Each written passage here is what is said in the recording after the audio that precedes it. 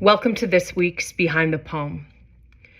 There's an organization called the Building Movement Project, and they have this incredible social change ecosystem map, which invites us to identify the roles we feel we play and participate in on our pathway to collective liberation. This is the map. It's on all their social media accounts and their website.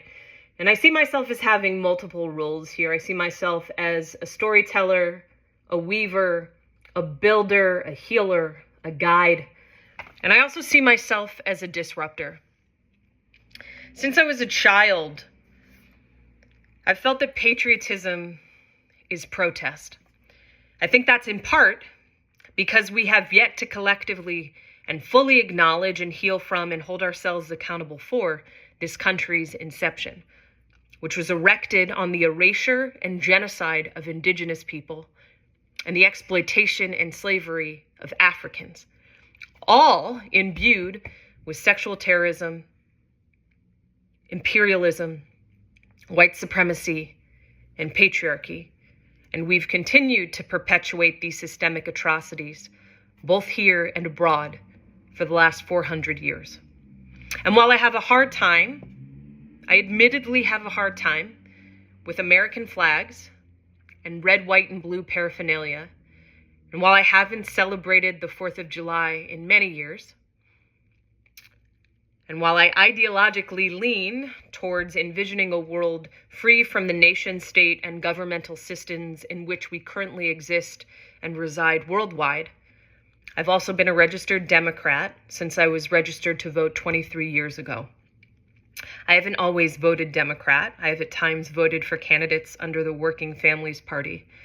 And while in general I find the two-party system to be unsustainable and inefficient in our long-term work for collective liberation, I consider myself a disruptor by participating in it now.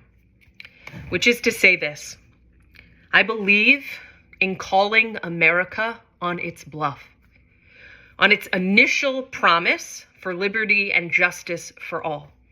I believe fundamentally in nonviolence and anti-carcerality. That's core to how I try to live. And still, too, I know that simply by participating in America, by being American, I am enabling violence and harm. And still, too, as a disruptor, I believe in using my right to vote and also my freedom of speech to speak truth to power, to actively invite us to disrupt causing harm, both here on this soil and also abroad. I am deeply saddened, like many others in this country and world, that amidst what appears to have been a deeply intentional, deeply organized, and deeply curated Democratic National Convention this past week, from which I genuinely garnered many moments of hope, a Palestinian voice wasn't also included to take the stage.